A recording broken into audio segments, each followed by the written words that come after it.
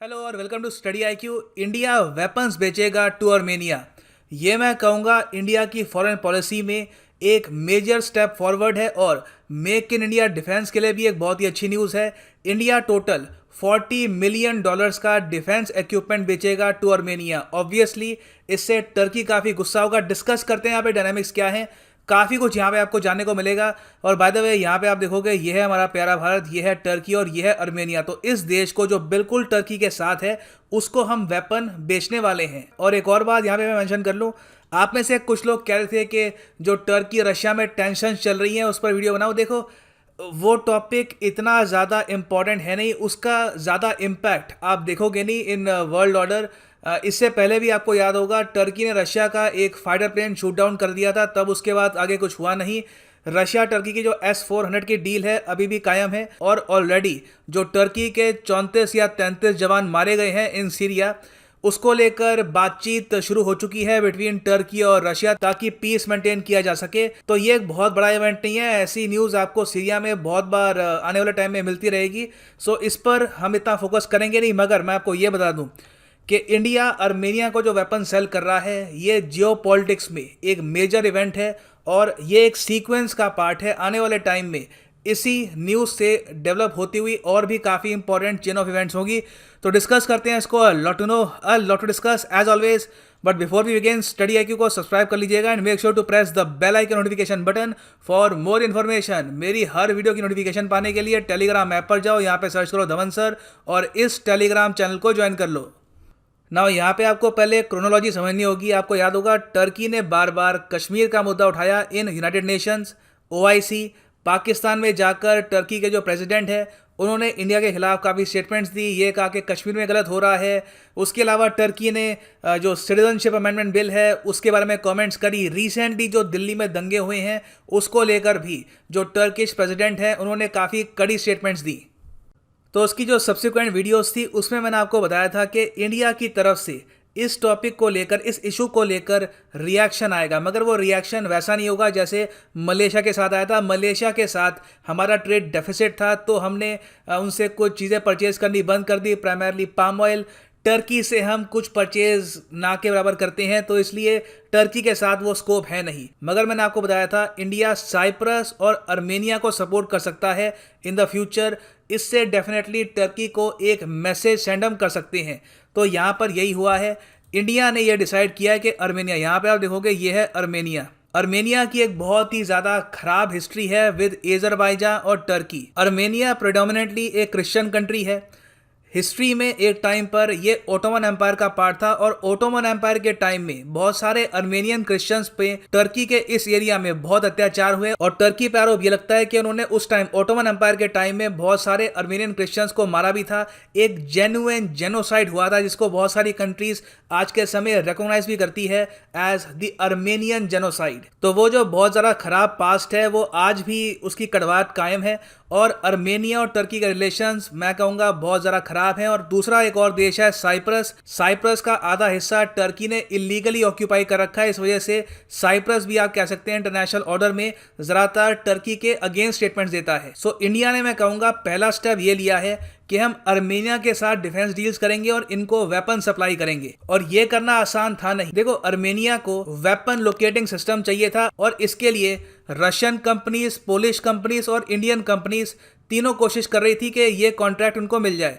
तो Indian company ने यहाँ पर रशियन और पोलिश कंपनीज को पीछे कर दिया और खुद ये $40 मिलियन का जो कॉन्ट्रैक्ट है एक्वायर कर लिया है। और इस $40 मिलियन के कॉन्ट्रैक्ट में India 4 Swati weapon locating radar system Armenia को प्रोवाइड करेगा। मतलब कि ऐसे 4 यूनिट्स आर्मेनिया को सप्लाई करेगा इंडिया।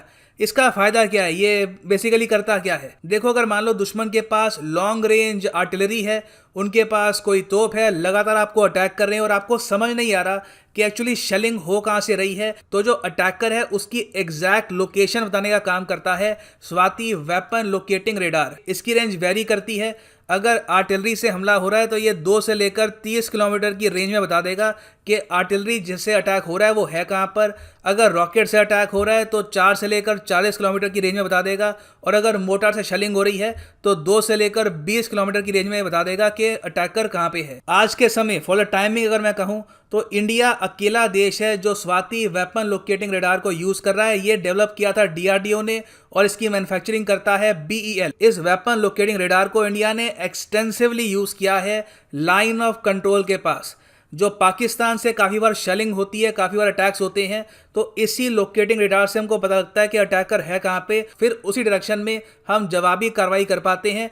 और बहुत ही लंबे समय तक जो इंटरनेशनल कम्युनिटी है, जो छोटे देश हैं आर्मेनिया, म्यांमार, इवन वियतनाम, उन्होंने नोटिस किया है, ऑब्जर्व किया है इस वेपन लोकेटिंग रेडार की परफॉर्मेंस। और इवन दो आज के समय सिर्फ इंडिया इसको यूज़ कर रहा है, मगर इसका यूज इतना एक्सटेंसिवली किया गया है बॉर्डर पे लाइन ऑफ कंट्रोल के पास, तो मैं ये कहूंगा ये ऑलमोस्ट एक वॉर टेस्टेड इक्विपमेंट है। और जो बाकी सिस्टम्स हैं इंटरनेशनल मार्केट में, रशियन सिस्टम्स, पोलिश सिस्टम्स, उससे काफी हद तक सस्ता भी है। सो बहुत ही जल्द इंडिया के बाद आर्मेनिया दूसरा देश बनेगा जो स्वाति वेपन लोकेटिंग रेडार को यूज करेगा। और देखो ये मैं कहूंगा इंडिया के लिए काफी बड़ी न्यूज है। पहली बात तो ये है फॉरेन करेंसी आएगी। हालांकि जो ऑर्डर है साइज में छोटा है, $40 मिलियन, कोई इतना बड़ा अमाउंट नहीं है, मगर इससे इंटरनेशनल कम्युनिटी में इंडिया का जो डिफेंस इक्विपमेंट है उसकी एडवर्टीजमेंट भी होती है। आर्मेनिया अगर हमारे डिफेंस इक्विपमेंट खरीदता है तो in the future Vietnam, Myanmar, various और कंट्रीज हैं, छोटे देश हैं, वो भी इंटरेस्टेड होंगे इन इंडियन मिलिट्री हार्डवेयर। अब ये तो हमने बात कर ली है कि डोमेस्टिकली इससे हमको क्या बेनिफिट होगा। इंटरनेशनली आप अगर देखो तो टर्की, जो कंट्री हमको बार बार प्रोवोक कर रहा था इंटरनेशनल स्टेज पर, उसको ये डील कैसे हर्ट करती है ये भी आपको समझना होगा। देखो, सिंस आर्मेनिया बार बार टर्की पे आरोप लगाता है आर्मेनियन जेनोसाइड का, तो टर्की और आर्मेनिया के रिलेशंस बहुत हद तक ख़राब हैं। हालांकि टर्की की जो मिलिट्री है, जो उनके पास फायर पावर है, आर्मेनिया से काफ़ी ज़्यादा है। टर्की की पूरी आबादी है 8 करोड़, आर्मेनिया की आबादी है रफली 30 लाख के आसपास। टर्की एक ऑब्वियसली बड़ा कंट्री, और सबसे बड़ी बात, टर्की नेटो का पार्ट है और आर्मेनिया नेटो का मेंबर नहीं है। मगर टर्की तब भी रेगुलरली ये कोशिश करता है कि आर्मेनिया किसी भी तरीके से डिफेंस के मामले में इक्विप्ड होना ना स्टार्ट हो जाए।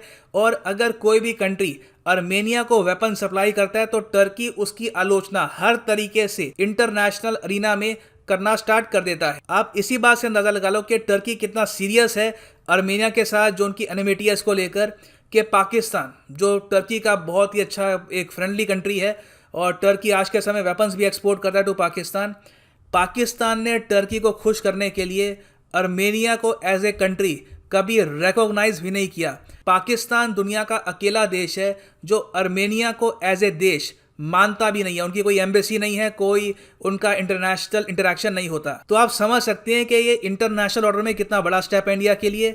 और most probably in the future इससे क्या रिजल्ट निकल के आएगा कि टर्की बहुत ही ज़्यादा क्रिटिसाइज करेगा इंडिया को, UN में, OIC में, हर जगह। ऑलरेडी जो क्रिटिसिज्म हो रहा है उससे भी ज़्यादा क्रिटिसिज्म आपको देखने को मिलेगा इन द फ्यूचर। और ये भी पॉसिबिलिटी है कि टर्की अपने जो आर्म्स के एक्सपोर्ट हैं वो पाकिस्तान को भी बढ़ाए या फिर और भी कोशिश करे इंडिया को मैसेज सेंड करने की। इससे कहीं से भी वॉर का खतरा नहीं है, बस एक दूसरे को डिप्लोमेटिक मैसेज सेंड किए जा रहे हैं कि अगर आपका ये रुख होगा तो उसके रिस्पॉन्स में हम ये करेंगे। In the future most probably आप ये देख पाओगे कि इंडिया मिलिट्री एक्सरसाइज स्टार्ट कर सकता है ग्रीस और साइप्रस के साथ, या फिर इवन आर्मेनिया के साथ, मगर उसमें कुछ साल लगेंगे, मगर डेफिनेटली हम उसी दिशा में बढ़ रहे हैं। नाउ इंडिया की जो ये फॉरेन पॉलिसी है, क्या आपके हिसाब से ठीक है या फिर इसमें कुछ चेंजेस की जरूरत है? नीचे आप कमेंट सेक्शन में लिख सकते हैं। This is the end of this video. Thanks for listening and as always god bless you all.